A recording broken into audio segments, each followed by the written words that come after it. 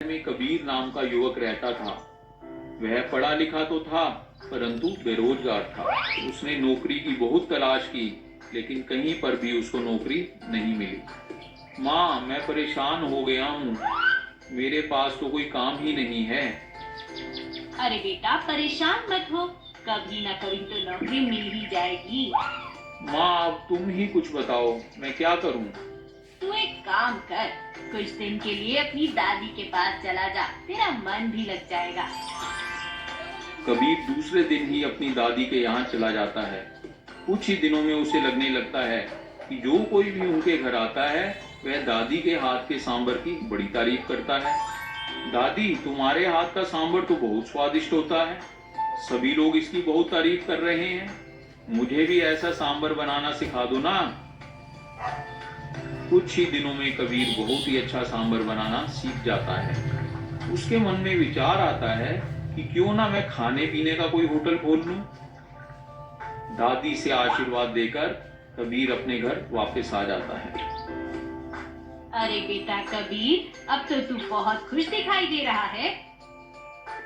हाँ माँ, मैंने दादी से बहुत स्वादिष्ट सांबर बनाना सीख लिया है। अब मैं कोई खाने पीने का काम शुरू करूंगा। कबीर ने एक अच्छा होटल खोला, जिसमें सांबर वह खुद ही बनाता था।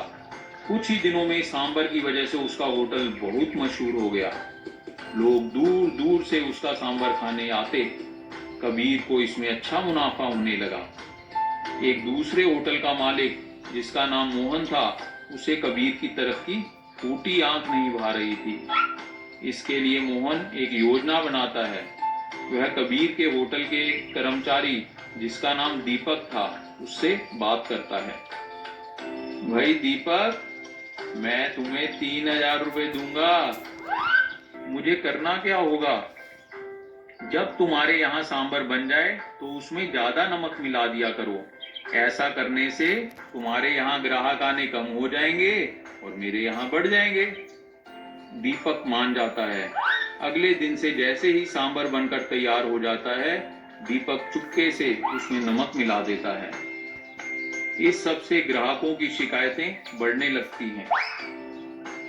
माँ, मुझे समझ नहीं आ रहा कि मैं सांबर तो अच्छा बनाता हूँ, लेकिन उसमें नमक ज्यादा पड़ जाता है और ग्राहक कम होते चले जाते हैं। अच्छा, अगर तुझे किसी पर शक है तो अपनी रसोई में खुफिया कैमरा लगवा ले और किसी को इस बारे में कहना मत। उसी समय कबीर बिना किसी को बताए रसोई में खुफिया कैमरा लगा देता है।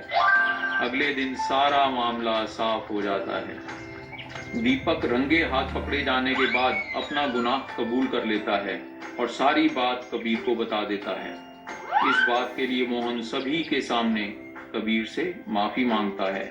अगले ही दिन से कबीर का होटल अच्छा चलने लगता है और उसके ग्राहक दिन ब दिन बढ़ते चले जाते हैं। हमें किसी की भी तरक्की से जलना नहीं चाहिए।